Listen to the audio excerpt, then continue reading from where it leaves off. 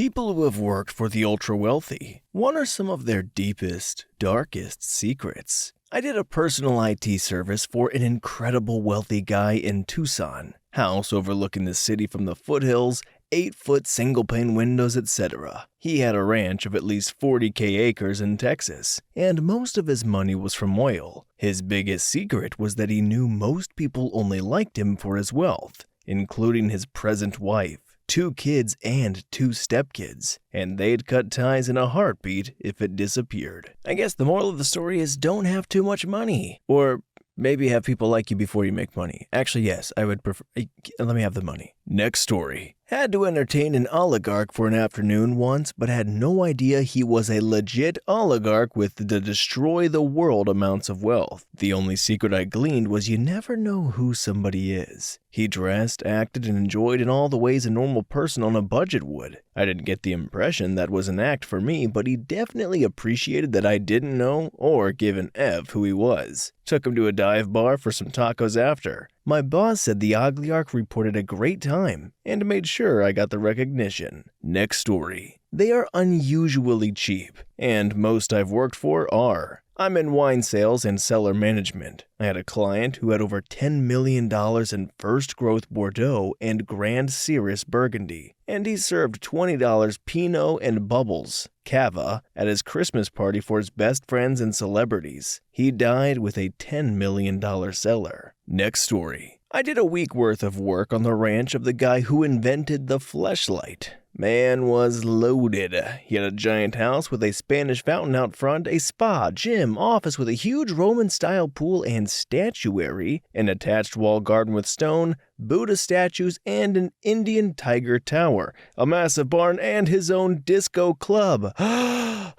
It was quite the compound. His dark secret was that he was kinda boring and down-to-earth for what he's famous for. Every day, he'd drive a UTV around and look at the birds. His wife was quite nice too, though maybe a little out of touch. She complained about how hard it was to buy legitimate antiques, the aforementioned statues, because countries were cracking down on exporting cultural relics. They treated me well, would come back around to check and see if I had enough water, would come chat with me for a bit each day. Honestly, pretty nice people. Next story. Changed out some home security stuff for a very wealthy older couple, like 10 billion plus. The wife was incredibly kind, and if encountered in the wild, she would be totally normal appearing. It was the little things in their home that blew me away. Handcrafted everything. They even sent me and my guys home with a bunch of stuff from their garden. Next story. I have flown private jets for various wealthy individuals, people you would likely never know. They don't exist in the public sphere in the way someone like Bezos does. They don't always have some deep dark thing that is unique to wealth. They're human, and the things, the emotions, the tendencies they exhibit are the same across the entire human spectrum. I've come away seeing wealth just makes you more of what you are. If you're mean, you're more mean. If you're nice, you're more nice. They still have problems, and some of that is tied to their wealth, which is family drama, having access to the wealth, and raising children to be humble or entitled. They are more insulated from legal or political consequences. Next story. He was divorced and married a second wife. He never divorced, and the second wife is a mistress that he parades around as his wife. Actual wife doesn't give a crap as long as they're still rich, but won't let his second batch of kids inherit their joint assets. So he had to buy his second wife some income properties for security. She'll be okay though. He bought her $100 million worth of income properties. Next story. Worked for 3 to 4 billionaires. Was in construction management and did multi-year remodels of some homes and some new builds. I've been on their jets, their yachts, visited 3 of their 9 homes, drove their cars, helped move Picassos across 30,000 square feet houses,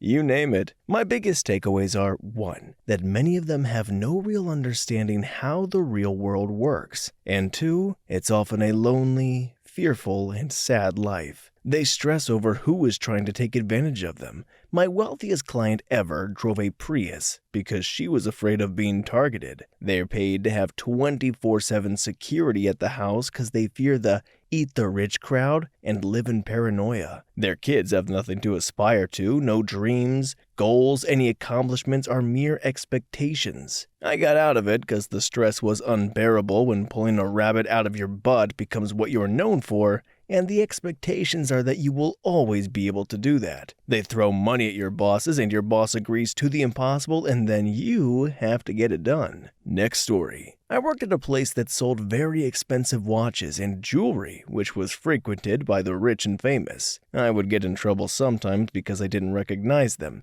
Basketball players' wives, for example. These were a specific type of rich person, the ones who wanted others to know exactly how rich they were. I learned that there are brands that cater specifically to these people and are mostly only recognized within their own circles. A lot of extra wealthy people don't dress up when they go out. They can be plain or even sloppy. It was important to never assume someone's status. They are petty and will throw you under the bus in a millisecond if it will even slightly benefit them. While I worked there, I was screamed at, had things thrown at me. I saw grown men throw huge tantrums. They do it because they know they will get something out of it. Your work had to be beyond perfection because they would purposely try to find faults to exploit it. I hated that their behavior was always rewarded. I preferred it when their assistants were the ones we helped. Many of them seem incredibly isolated and lonely. Some would come and talk politics at us because they had no one else who would listen. Though to be honest, we weren't allowed to express any of our own thoughts, so it was a pretty one-sided conversation. Next story. I got upgraded recently by a very kind hotel staff member. Got to stay at the hotel's exclusive floor. The rooms were really nice, but it was all the extra stuff. Exclusive lounge with free canopies, a selection of custom scents for your room,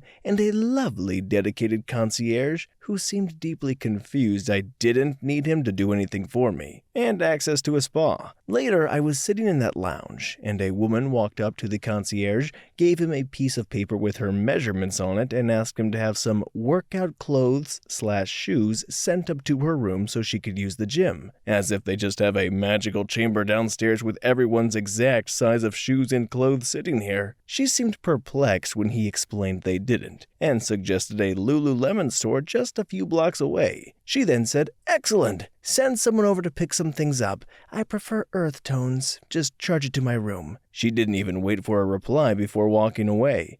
It's mind-blowing. They are just so used to getting everything they need all the time at a moment's notice. They are utterly dumbfounded when they hear the word no. Next story. I used to be close friends with a kid who was best friends with a kid a little younger whose mom's family was probably worth $5 billion. We would go over to his house and do whatever activity you could dream of. It was there. Every single night there were sterno pans with dinner from one of the local high-end restaurants if a chef didn't come in and make something. We would take the family jet to his apartment in a large city every couple months. Limo to the hangar, get on, laid out food on the flight, limo directly off the plane and to the apartment. One time his marijuana dealer in the city was out of town, so he asked me to bring an ounce for him, back when it was $400 an ounce for high-end. I had made the flight before, so I knew security was no issue, but as a 20-year-old kid, guessing, that was a huge expense. I felt awful bringing it up after everything we didn't pay for, and I did smoke, but not at his rate. We always sat courtside at basketball games, went to a club afterwards, and spent north of $25,000,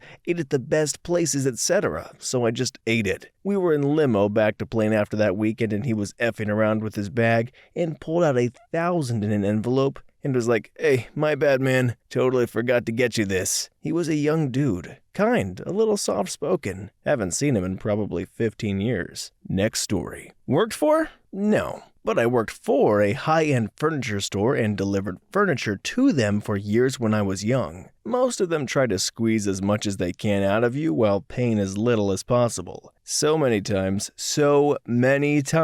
we would show up with furniture and they'd be trying to get us to move the whole effing house around for them like we were United Van Lines. If we refused, they would call the manager and tell them we have to do it or they'd refuse the furniture. We could just leave and they'd leave a bad review. Eventually, the manager made it clear to all customers we are delivery service, not just a move your crap around service. Once that was solved, they'd try to bribe us with tips. A few times when we were broke, we agreed, and then they'd agreed not to give us the tip, either by pretending they forgot and hope we wouldn't say anything, or they'd make up some bullcrap reason to not tip us. Yeah, you carried that 300-pound armoire down to the basement. The third step is creaking now. It didn't do that before. We're going to have to use that tip money to contribute to the carpenter who is going to fix that. Then we'd give them the bill. They'd act like we were asking them for a small kidney and carry on about how much it was like we were stealing from them. Like they didn't effing know how much it cost when they ordered the thing. I effing hate rich people. I know some of them are okay, but based on my experiences, I'd say a good 90% of them are the cheapest, most power-abusing a-holes I've ever had the misfortune of dealing with. Next story. That they are painfully detached from regular struggles and genuinely seem to think that their success is tied to meritocracy even when born into extreme wealth, and when it is earned, they will not accept luck played a factor. Also, they fundamentally can't understand the word no, and you have to explain things to them so that they think that they are right. For example, when they try to break specific rules, you will often have to say, I will make sure to share your suggestions so we hopefully can change that rule in the future. Also, no one loves free crap more than rich people. Next story. My dad cleans houses, ranging from the tiniest studio apartment to houses with their own security guard and driveway in SoCal. The biggest houses were the cheapest and most judgmental people. I once went to a house where their master closet was bigger than our house, 1,800 square feet. The owner was the nastiest person I've ever met. Middle-class people were the best. They always tipped and gave free food to my parents. Next story. This is 50 years ago, worked for dozens of the most wealthy, think 100 million and up crowd. Very consistently joyless, entitled, arrogant, cheap, often overlaid with substance abuse issues, with notable exceptions. One of the richest, multiple billionaire, would occasionally come out and work with me. I was doing landscaping, maintenance, whatever. He asked me to help plant some strawberries, worked with me the whole time, and described high finance, how to shift risk to the other guy while retaining control and the lion's share of the profit. Easy going. Super nice guy. Next story. I worked in the wedding business for 8 years. After a while, I was able to sniff out ultra-wealthy clients during initial phone calls, emails, and always turned them down. Newly rich people have one objective: impress others. That's it. Nothing was ever good enough. Most wedding clients had timelines, which at most were broken into 30-minute blocks. I had one wealthy mother-in-law who had her timeline in 5-minute blocks. Yes, 5-minute blocks. After the wedding, she emailed me 6 pages of criticism, absolutely heartbroken that her daughter's golden hour sunset photos were delayed by 10 minutes because our champagne service was not efficient enough. I had one bride email me 6 months after her wedding to complain that we provided her a new staff member for her reception. Mind you, this person was extra labor.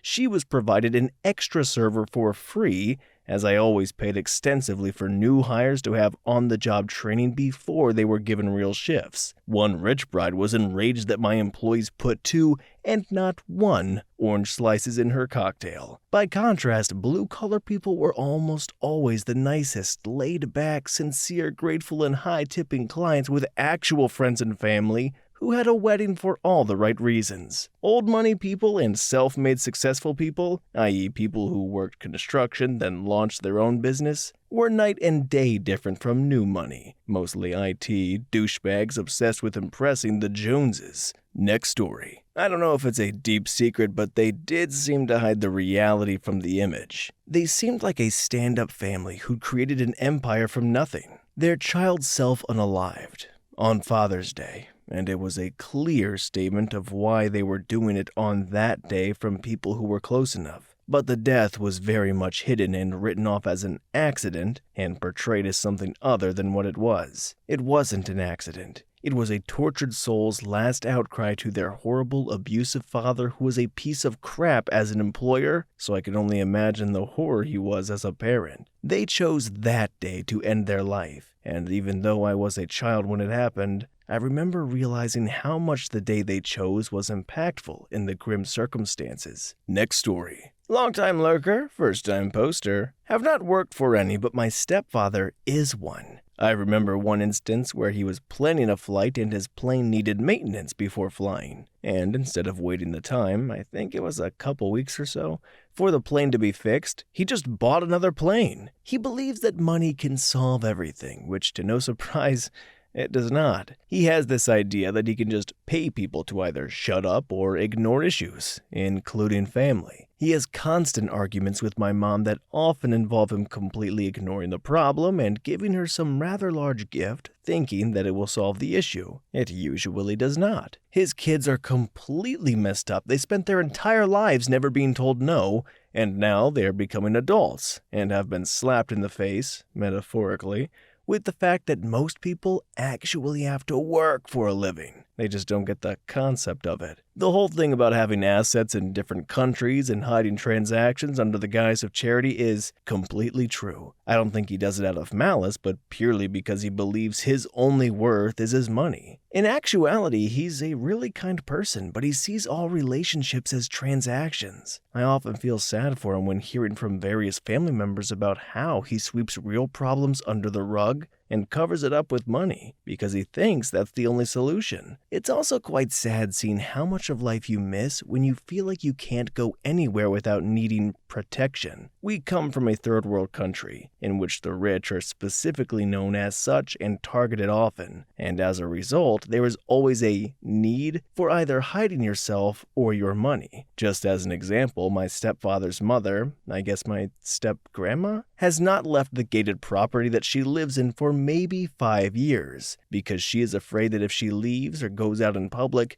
she'll be kidnapped for ransom or other similar situations. She lives about 45 minutes away from one of the most beautiful beaches in the world and has never gone to see it. And she's so lonely. She has a hired staff member specifically to keep her company, as in someone is paid to hang around with her because she's lonely and doesn't know how to make friends that aren't in it for the money. Money does solve a lot of problems, but it also gets to a point where it creates them. Next story. I attended a private boarding school with many ultra-wealthy students. Just so much abuse of every kind. Beat, starved, locked out, tortured, essayed. People don't call because there's no point because the authorities won't even go, let alone actually do anything. The richer they are, the more effed their kids are if there is anything off in the family. Next story. They're cheap and stingy, but strangely generous to the chosen few they let in. Also, they don't think they're ultra-wealthy because they're constantly comparing themselves to anyone who has more or newer or better than them. Also, their wealth to them is also subjective in the context of their own perceived rise and fall. They are very insecure about anything they've lost.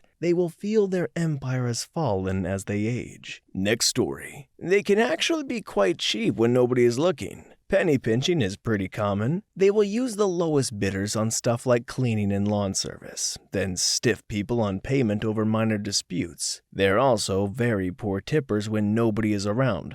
I've been out to dinner with a wealthy friend. The table order was quite expensive, but she only tipped a $5 bill. She slid it quickly under a napkin so nobody could see how little she left. Now, if she'd been with her other wealthy friends, I'm sure the tip would have been much larger. That same friend also bought me a drink once while we were out. A soda, not an alcoholic beverage. It was $1.50. No big deal for someone with a bank account bursting at the seams. But when we got back to her place, she asked me to repay her because she was nearing her budget for the week on snacks and stuff. I did. I gave her 2 $1 bills, and she kept the change. Next story. So I don't work with ultra-wealthy, but I've lived next to one for 10 years and just realized it maybe a year ago. Nicest neighbors ever. Standard suburban house, decent cars, but not flashy. It was only when I noticed they were gone for like 2 to 3 months. I asked the wife and she said she was traveling with her husband to India, Japan, Italy, Iceland, amongst many others. Turns out he's a CEO of a massive global company and they must be worth close to 500 million plus. Next story. I didn't work for the ultra-wealthy, but my mother, who was extremely beautiful but not wealthy, grew up as a socialite, the kind who was a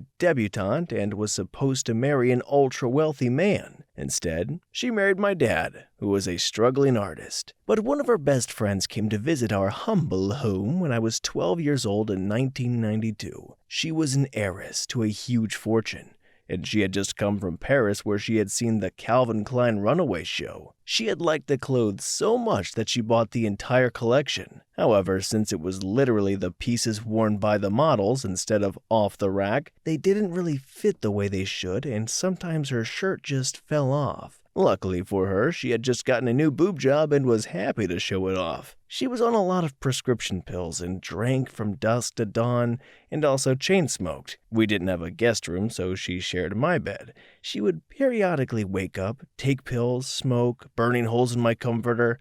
One night she suddenly screamed in her sleep, "You better get that female dog out of my house or I'm calling the cops!" 12-year-old me thought she was fascinating and hilarious. But the night she woke me up screaming and cursing, I got out of bed and went to the living room to find my father watching the LA riots on TV because he said, "It's a lot more peaceful than what's going on in here." Next story. Paul Allen and his family were the worst. The news articles about the sexual harassment are true.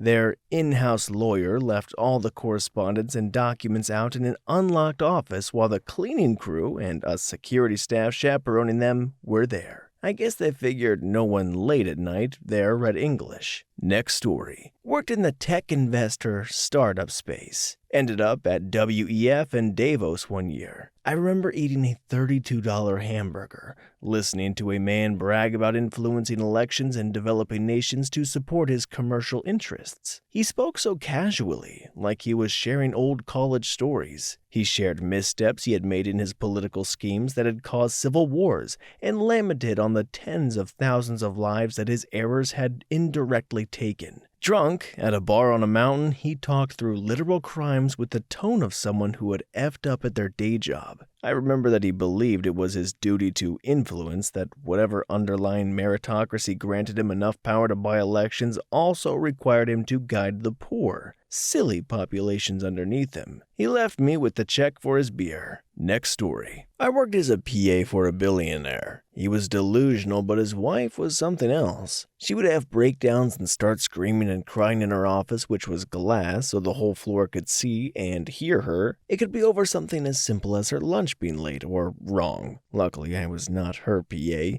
She went through a few of them very quickly. One time she was supposed to speak at a company event and it was raining. I was told we pushed her slot to avoid rain, so called her hairdresser who was doing her hair at a rented mansion. She still showed up for the original time and had an absolute meltdown about it being rainy and muddy and her slot being pushed. My boss was ticked at me and didn't want to hear any of it in terms of me calling ahead. Just took it and said sorry. Told me, "Sorry is for losers." Okay, bro. There's a show and documentary about them which gives a glimpse into who they are. Gave me PTSD watching it. Next story. I've been acquainted with a few billionaires and several multi-millionaires. Most of them board members of non-profit charities I have worked for. Non-profit organizations in the US must have boards, and the board members are usually wealthy individuals. Sorry to disappoint you, but some of these people were wonderful humans. Yes, some were jerks too, but most were somewhere in between, just like the rest of us. Most of them genuinely cared about the people these charities were reaching. You could tell by the questions they asked when I would give them a presentation. Sorry, I know it's uncool to fail to crap on the wealthy, but I found them to be just like the rest of us, in that some were total jerks, some were exemplary humans, and most were somewhere in between. Next story. The more money they have, the more problems they create to not pay you. Sign a contract, get a guarantee with clawbacks, and wait. Rich people are rich because they don't prefer to spend money, and they know they can out-litigate the little guy to avoid paying for it. CYA. Money equals nothing if you don't get it up front.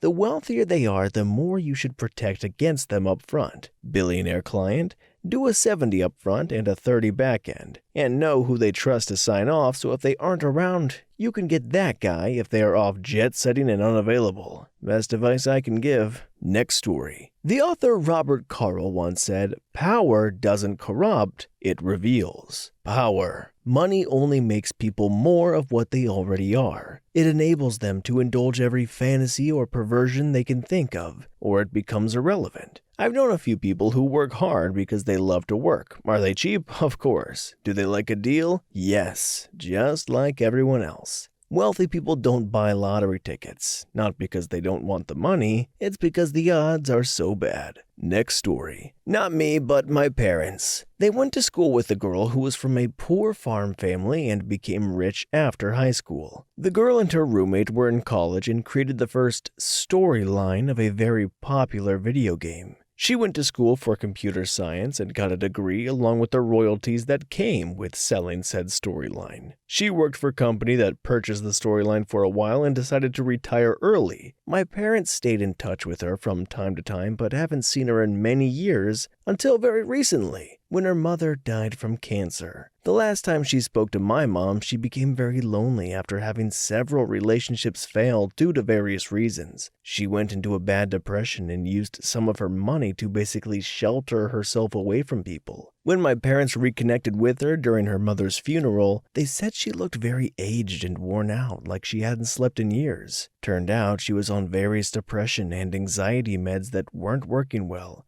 She stayed up for over 48 hours before the funeral. Her father said she was losing weight fast and told my parents the money changed her. It was evident she thinks and lives life one day at a time and hoping the day is done quickly so she can go to bed. It broke my parents' hearts knowing she became successful and yet struggles with her own insecurities and mental health issues herself. Next story. I have provided construction services and NDA was always in place. Almost all of the clients were lonely and their wives were unhappy. The children had nannies and were well cared for, and the men all had PAs. Last thing I've noticed, the wealthy love pickleball, the sport. I've ate food and drank alcohol with these people and it is fascinating. Oh, the women love online shopping. There were deliveries every day. Helicopters are a big deal too, especially A-Star. If any women are reading this post, I have never seen so many women's high-end shoes in my life, like hundreds of pairs of dedicated closets.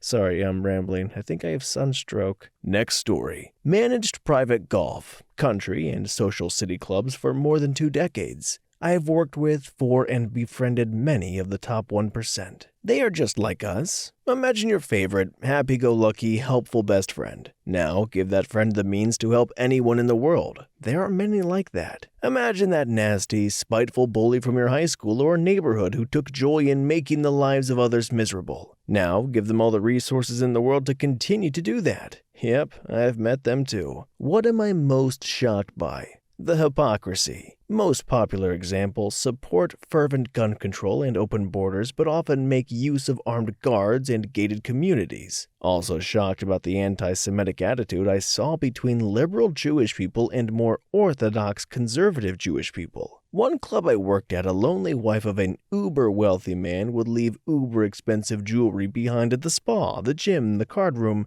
I think just because she wanted the attention. Eventually, one of her RM watches was never found. I suspect I know who took it, but I just hope she found a way to pawn it for 10 times her annual average salary. I probably have as many positive, uplifting stories as I do examples of miserable humans being from my experience. I will say I've never come to trust even the nicest ones to pick one of us normal folks over one of their fellow uber-elite friends. Even if they know a friend or acquaintance is in the wrong, they will never side with the help over one of their own. Next story. In my past, I met and spent time with celebrities, mostly singers. The 2 old school people were the best. People like Ricky Skaggs and Merle Haggard were just people who sang for a living and happy that people enjoyed their work. So many new talent, Terry Clark and Taylor S., are supreme snobs. Dolly will sit and talk like you're in the office waiting for your appointment. Kelly Clarkson,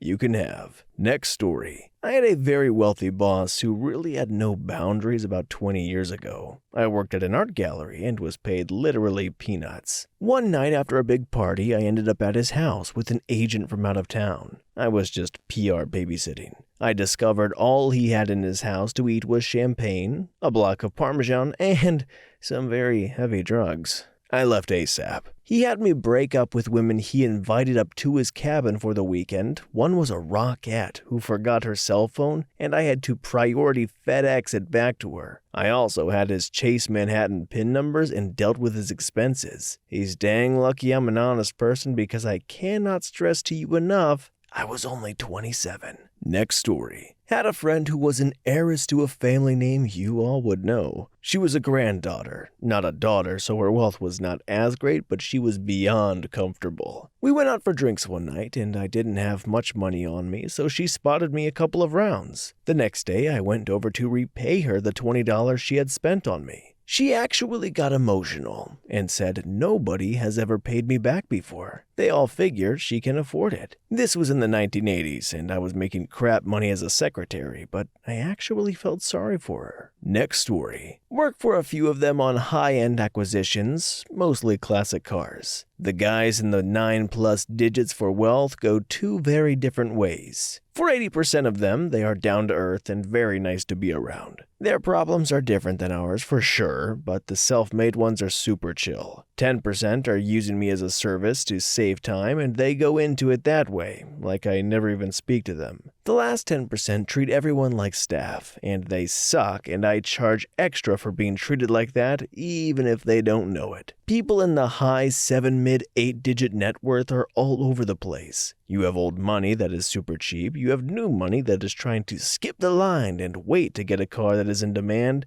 and they think they don't have to pay over sticker. You have people like me who daily old F-150s because that is how they made their money, and they don't ever act out of how they were raised right. Like everything, people are different. Second-generational wealth can go suck an egg though. Most of, if not all of them, are entitled brats. Next story. I worked as an architectural designer for the incredibly rich. It was the least fulfilling position I ever had. Most of the builds were fifth vacation homes only their lawyers would use. I was told it gave them a tax break, though I still have no idea how. I had total design freedom in most cases, every designer's dream. I did a Japanese Hawaiian 50s surf theme in one kitchen with a vintage surfboard as a bar top. After a while, I started calling these palaces of dust because no one ever used them. Many were on a private ranch the firm managed, and the maintenance tasks were depressing to look at because of how obvious it was the properties were unused. And they were gorgeous. The very few clients who got personally involved were the reason I got out of high-end design. They would walk all over boundaries, such as not calling in the middle of the night to tell me they decided they want the kitchen window back in its original position during the pre-build. But the worst ended in 2 deaths. It was winter in an area where that really means something.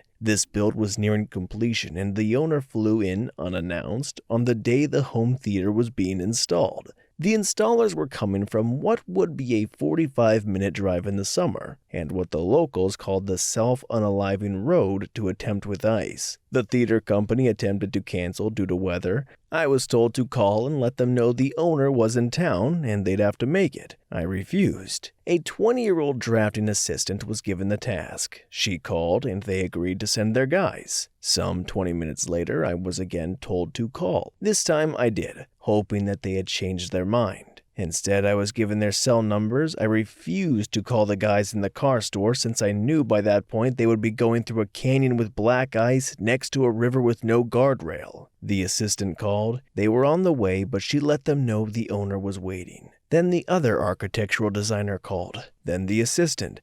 I asked them not to, but the impatient owner trumped all. Then they stopped answering. They had hit a patch of black ice and careened into a ditch and a light pole. Speed was a factor. They both had families with young children. Neither the architectural firm nor the home theater company ever mentioned the phone calls to anyone. As for the owner, he was just annoyed at the delay. Next story. People are not going to like this, but stealth wealth is a lie. They only do that in front of the camera because a normal person would much rather buy a product that profits a CEO living a normal life rather than profiting a CEO that takes 10-minute jet rides. In private events, they love to show off more than anyone else. Everyone is wearing a RM. That costs between an average home to a mega yacht. Next story. My mom was a primary teacher in a European school that gillionaires around the world send their kids to. She was trying to teach kids to be considerate of the cleaning staff and not throw crap on the ground. And she said the kids would reply with, "But my parents told me that making a mess is how we give these people jobs." Anyways, the parents started to complain that the mean teacher wouldn't let them make a mess. Another time, she and the principal called the parents of a kid with learning disabilities to discuss what kind of job the kid would be capable of having in the future. Mom blew a gasket from the insinuation that any child of hers would have to work a day in her lives. Next story. All these people saying uber-wealthy people are cheap or detached from regular struggles probably have not worked close to one of these people, or at least maybe not a self-made 100 million plus person.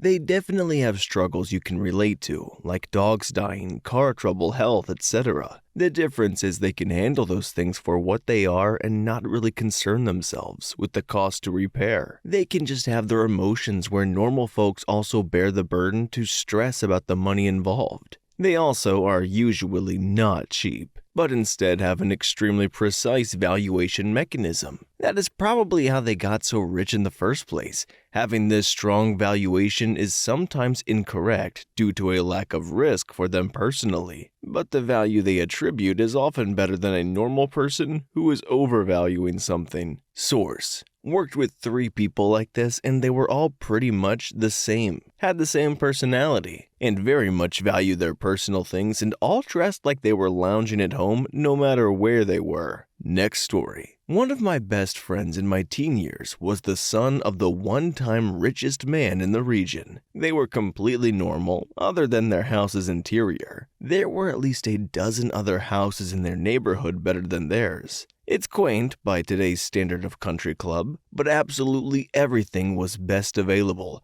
Commercial huge sub-zero refrigerators disguised as cabinetry, high flush toilets that were completely silent, a wired smart house as much as that existed in the 1990s, which is more than you think, subtle touches, understated wealth, lots of accessory-type bland original art, like Audubon or landscapes. Mom drove a station wagon, Dad had a Buick. They were generous and kind. They raised their kids to be accountable and treat people right. Dad was self-made, Mom was second-generational wealth. The actual billionaire I worked for was super cool. Self-made, I had monthly meetings with him and about 16 others, and to see his ability to connect with hourly workers to senior executives was very impressive. Next story. My boss got mad by people offering him free money. Galas, dinners, test drivers in cars yet to be launched, concerts, free stuff, expensive wines, delicacies, tickets to park, are all handed by her secretary because it annoyed him. People used to call him, offering to be part of lucrative, already closed deals just to strengthen their relations with him. I saw it happen. It was a real state bubble, but still. He was a silent partner in some shady deals that just concluded after it proved to be lucrative. The insinuation of his name is what made the deal happen, so he makes the profit before even investing his money. He complained about those things a lot while he got more and more rich just because he was already rich. P.S. Beer, casinos, and telecommunications was his business. I worked as a waiter for him and he loved me. What put me in trouble was his son and made me quit. Next story. Worked for a landscaping company who had some wealthy clients. One day, one of our customers legit talked about how we should line all poor people up and shoot them in the back, execution style. Like, dude, who do you think takes care of your lawn? I wasn't surprised by what he said, it just confirmed my suspicions. Next story. My GPA worked for one of the 5 richest families in the state. He saved up forever to buy something for his baby daughter at a nice store, only to be turned away on account of his race and the assumption he couldn't afford anything. His boss saw he was not his normal self and asked what happened. GPA didn't want to say as it was not relevant to his job, but boss was persistent. GPA finally admitted in what happened that he was a bit disappointed.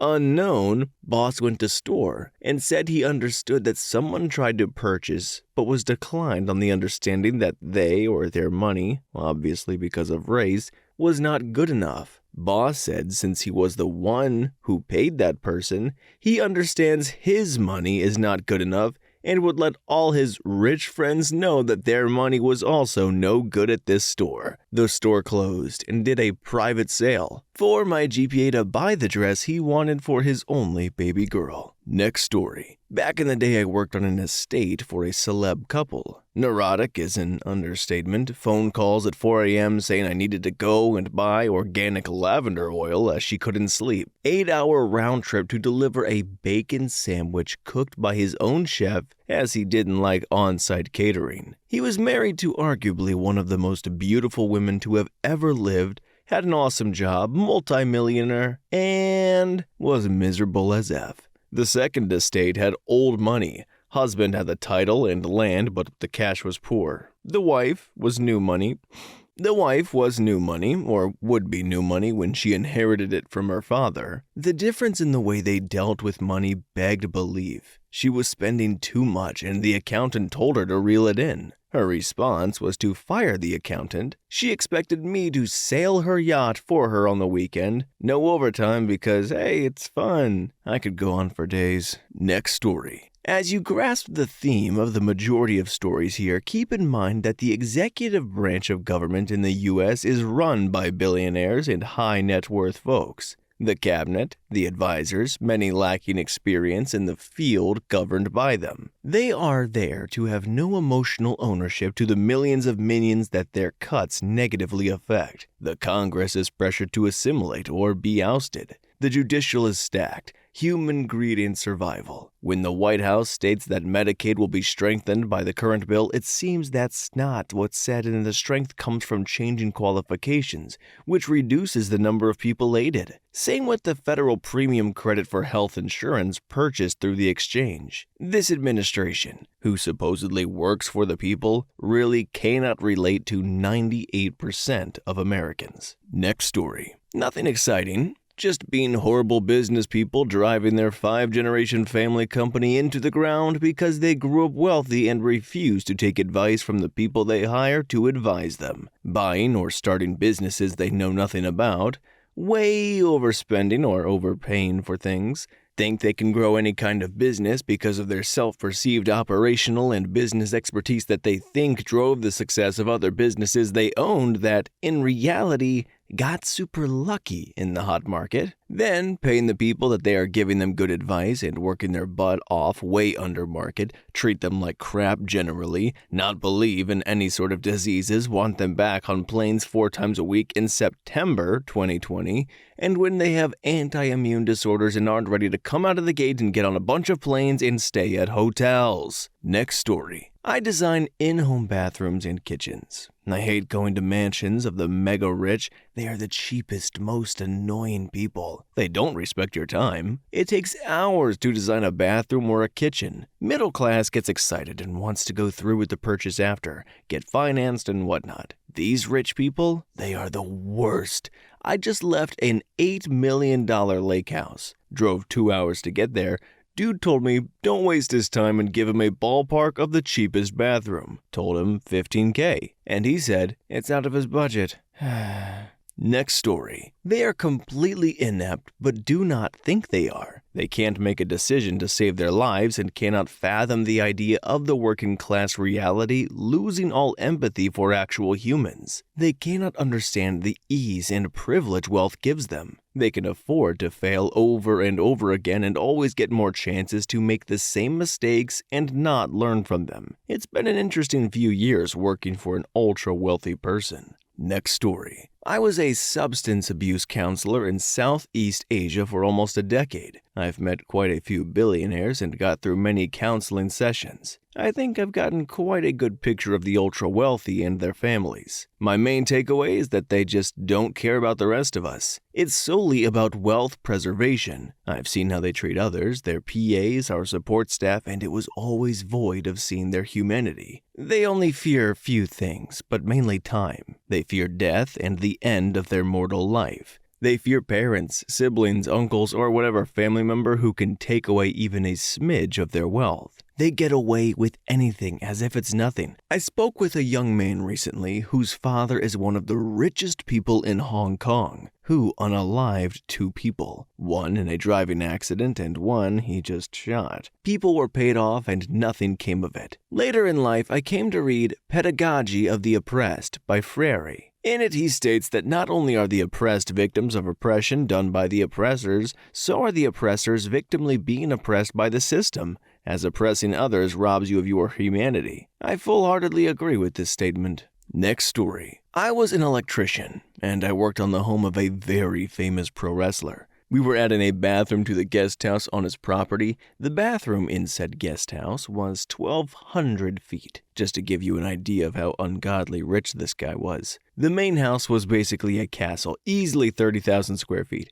and they had 6 Great Danes that would crap all over the place, and they just let the giant piles of dog crap sit on these marble floors of this stupid, gaudy mansion until the cleaners came every day to clean it up. They're not the only wealthy people I've known who were like this. They're pigs. They'll live in their own filth until whoever they pay to clean up after them comes along and rescues them. Next story. Nothing dark. I worked a few landscape construction and carpentry jobs for a dude who made a ton of money with an invention or modification to use one, and then married a lady from a family that already had some but nowhere near as much money. He was a regular dude. If we suggested something that would achieve the same result but cost less, he was grateful. He tipped well, he'd bring us cold drinks and ask about our families and stuff. His wife, on the other hand, spent like there was no tomorrow. We literally redid the entire back garden area, more than an acre, in April because she was hosting a summer party. Tens of thousands of dollars in landscaping and landscape construction. In August, she had us tear it all out, and so something totally different because she was hosting a fall party and they just can't come back to the same old garden. She never tipped, ever. After he'd agreed to some cost-saving measure, she'd come behind us and demand we do it the more expensive way. If we said her husband told us not to, she'd say,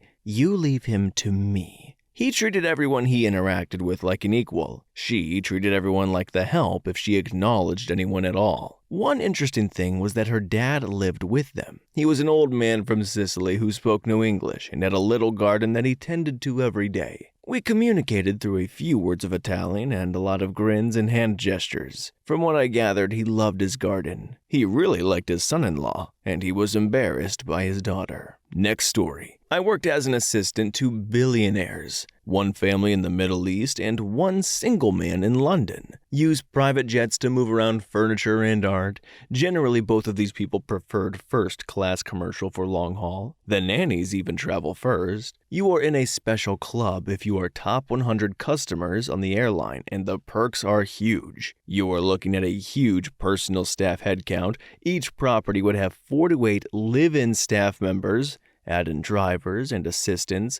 Personal staff easily reach 30 plus. Not uncommon for a husband and wife duo to co-manage a property. We had a book of credit cards for purchases in different currencies. You cannot say no to these people ever. That has been a consistent with the ultra-wealthy. The man in London had 2 women who had a child each. Both had beautiful large townhouses and full staff, everything set up for them. One of the lady, her spending account would hover around 300 grand. It was our job to keep it at that level. She was so lazy she would send her child's iPad to the office for me to download games on. Still expect discounts frequently, other times money is just no issue, so we would sometimes send housekeepers on commercial flights if we wanted something moved very quickly. Moving expensive art is a total pain in the butt. You have to insure it to take it off the wall and transport it. And that concludes our stories of the ultra-wealthy and how exactly we feel about them. Guys, I'm not going to lie to you, I'm